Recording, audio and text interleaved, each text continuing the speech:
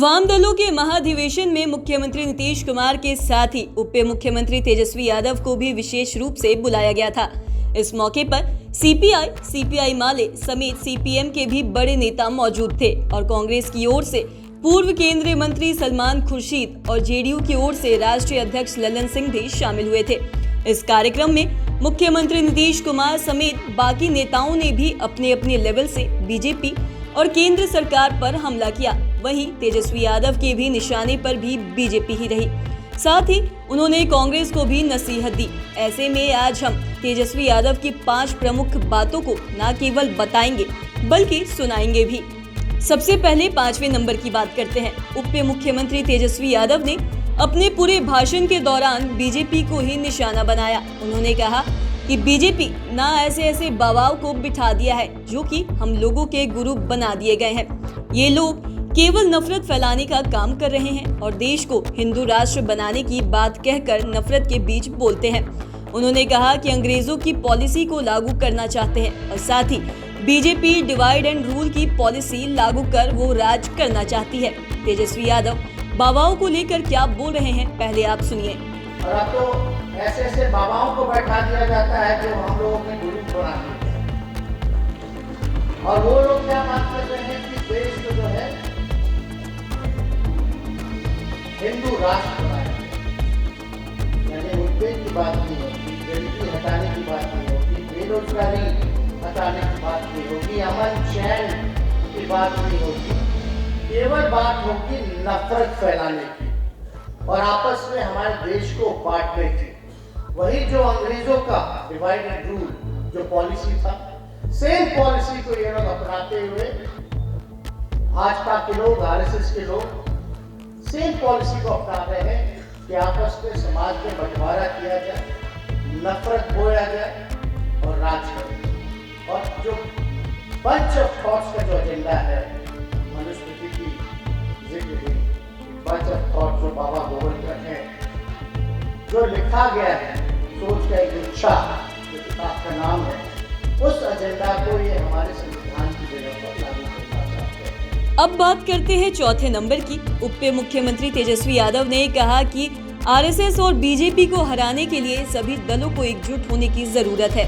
मुख्यमंत्री नीतीश कुमार ने भी सराहनीय पहल करते हुए सभी विपक्षी दलों को एकजुट होने का आग्रह किया है। जब तक विपक्ष एकजुट नहीं होंगे तब तक आपको सफलता नहीं मिलेगी। इसके लिए विपक्ष को मिल बैठकर रोड मैप तैयार करने होंगे, उसके अनुसार स्ट्रेटेजी बनानी होगी। और साथ ही तेजस्वी यादव ने कहा कि कांग्रेस को निर्णय लेने की जरूरत है। देश हित में उसे भी विपक्ष की एकजुटता पर काम करना होगा। यहाँ पर आप सुनिए कि तेजस्वी यादव किस तरह कांग्रेस को नसीहत देने के साथ ही मुख्यमंत्री नीतीश कुमार की प्रशंसा की। आप देखिएगा देश भर में जो माहौल बनाया जा रहा है ये किसी से छिपा नहीं, लेकिन आज की तारीख में हम सब लोगों को एकजुट होकर के लड़ाई लड़ने की जरूरत है। विपक्षी एकता की बात हो रही है तो हम सब लोगों को अपने अपने, हम लोग तो क्षेत्रीय दल है, रीजनल पार्टी है, लेकिन वही कांग्रेस पार्टी है, राष्ट्र पार्टी है, सब अपने अपने तरीके से लड़ रहे हैं। लेकिन अगर हम लोगों को भाजपा को हराना है, आरएसएस को हराना है, तो हम सभी लोगों को एक होकर के एक रोड मैप तैयार करना पड़ेगा, एक स्ट्रैटेजी तैयार करना पड़ेगा, तभी हम जाकर के जो है लड़ाई लड़ सकते हैं। और यही चर्चा लगातार माननीय मुख्यमंत्री जी ने अपने भाषण में भी किया कि हम लोग सब लोग तैयार हैं और सब लोग जब तैयार हैं तो कांग्रेस पार्टी को निर्णय लेना है और मुझे पूरा विश्वास है कि जल्द ही जो है निर्णय लिया जाएगा और देश के लिए हम सब लोगों को एकजुट होने की जरूरत है। अब बात करते हैं तीसरे नंबर की। तेजस्वी यादव ने तंज कसते हुए इशारों ही इशारों में केंद्रीय जांच एजेंसी पर भी निशाना साधा। उन्होंने कहा कि देश में ये माहौल तैयार किया जा रहा है कि जो भी बीजेपी के खिलाफ बोलेगा उसके ठिकानों पर छापा पड़ेगा, उसके पक्ष में जो बोलेगा वो राजा हरिश्चंद्र कहलाएगा। बीजेपी उसके लिए वॉशिंग मशीन हो गई है, कितना भी घोटाला कर लीजिए फिर बीजेपी में जाकर साफ हो जाइए।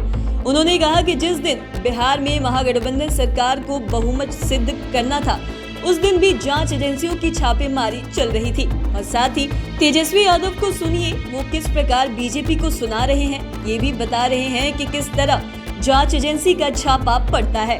जो देश का माहौल है, जो परिस्थिति है, जहाँ भाजपा के खिलाफ बोलोगे तो छापे मारे जाएंगे या तो आपका कैरेक्टर जो है अस्सैसिनेट किया जाएगा, छवि को बिगाड़ा जाएगा, जेल भेजा जाएगा। और अगर आप भाजपा के साथ रहिए तो आप हरिश्चंद्र कहलाओगे। कितना भी दाग लगाओगा, वॉशिंग मशीन की तरह आपके दाग को साफ कर दिया जाएगा। वहां आप सब लोग देश को, लोकतंत्र को बचाने के लिए, देश के संविधान को बचाने के लिए आप लोग लड़ रहे हैं। इसके लिए हम आप लोगों को धन्यवाद देते हैं। और धन्यवाद आज मुख्यमंत्री जी नीतीश कुमार जी, और इन्होंने जो निर्णय लिया देश हित में, देश के संविधान को बचाने के, लोकतंत्र को बचाने के, इन्होंने जिक्र किया देश का माहौल क्या है और ये हम लोगों के साथ आए, हम लोगों को बल मिला है। इसके लिए माननीय मुख्यमंत्री जी को हम धन्यवाद देना चाहते हैं। अब बात करते हैं दूसरे नंबर की। तेजस्वी यादव ने जब मोदी और मुद्दे की बात कही तो पूरा हॉल तालियों की गड़गड़ाहट से गूंज उठा। दरअसल तेजस्वी यादव ने कहा कि हम पहले से ही कहते आ रहे हैं कि मोदी की बात नहीं कीजिए, बल्कि मुद्दे की बात कीजिए। और आज वाम दलों ने जिन मुद्दों को उठाया है, असली मुद्दे यही है। उन्होंने कहा कि सेफ डेमोक्रेसी, सेफ इंस्टीट्यूशन के अलावा महंगाई, बेरोजगारी, गरीबी, किसानों की समस्याएं, चीन से देश को खतरा जैसे प्रमुख मुद्दे हैं। लेकिन बीजेपी माइंडसेट मीडिया मुद्दों को भटकाने का काम करती है। वह हिंदू, मुस्लिम, भारत पाकिस्तान, मंदिर मस्जिद, गया जैसे मुद्दों को जानबूझकर उछालती है। इसलिए हम लोगों को मुद्दे से नहीं भटकना है। तेजस्वी यादव को सुनिए वो किस प्रकार मुद्दों को गिनाया और वाम दलों के मुद्दों की प्रशंसा की। सारी बातें तो हो ही गई हैं, कुछ हमारे लिए बचा नहीं। लेकिन एक बात जरूर कहेंगे कि आज का जो शीर्षक जो रखा हुआ है, सेफ कॉन्स्टिट्यूशन, सेफ डेमोक्रेसी, और यही असल मुद्दा है। और हम शुरू से कहते रहे हैं कि मोदी की बात मत करो, मुद्दे की बात करो। देश में मुद्दा क्या है? बेरोजगारी, महंगाई, किसानों की समस्या है, मजदूरों की समस्या है, गरीबी है, लाचारी है, देश की आर्थिक स्थिति वो बिगड़ रही है, चीन से खतरा है। लेकिन चर्चा हमारे देश में जो बीजेपी माइंडसेट की जो मीडिया है, वो केवल करती है हिंदू, मुसलमान, मंदिर, मस्जिद, गाय, कश्मीर, इन्हीं चीजों पर चर्चा करती है। यानी मुद्दे से भटकाने का प्रयास किया जा रहा है लगातार।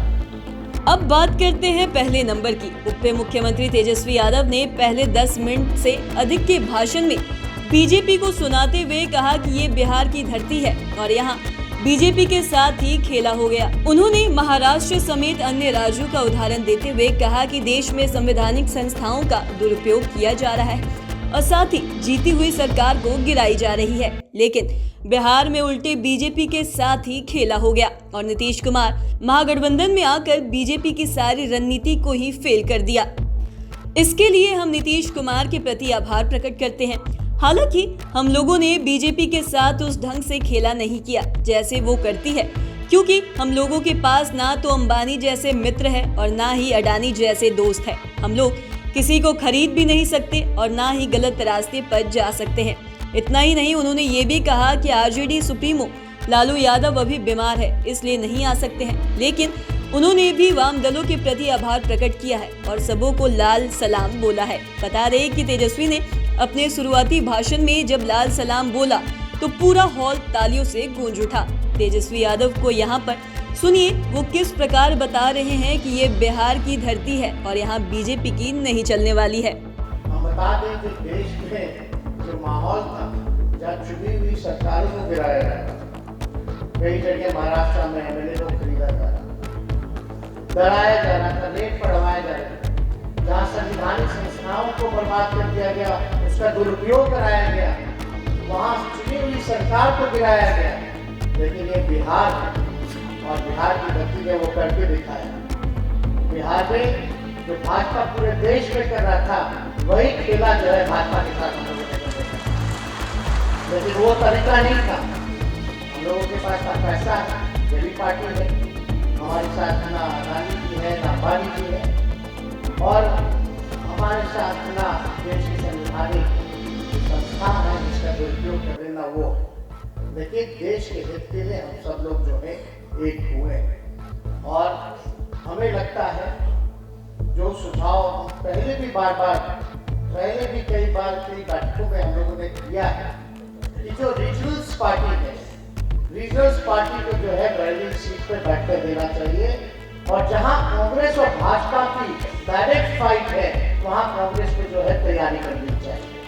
तो ये काम अगर होता है तो हमको लगता है कि बेहतर होगा। और हम सब लोग जो यहाँ कई दिनों से आप सब लोगों की रैली हुई, आप लोगों का ब्रेनस्टॉर्मिंग हो रहा है, हमको लगता है कि कोई ना कोई जो है नतीजा आप लोग निकालेंगे और देश की लड़ाई में आप लोगों का संविधान को बचाने में बड़ा योगदान रहेगा।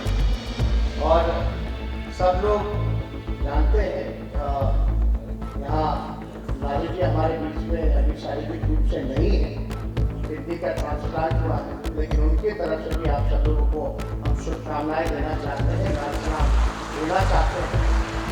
और हम लोगों ने कभी भी भाजपा और सामुदायिक शक्ति के आगे जो है नुकसान नहीं किया। तो आज के इस वीडियो में इतना ही। अगर आपने अब तक हमारे चैनल को सब्सक्राइब नहीं किया तो तुरंत कर ले। साथ ही हमारे फेसबुक पेज को लाइक करें। वीडियो देखने के लिए आपका धन्यवाद।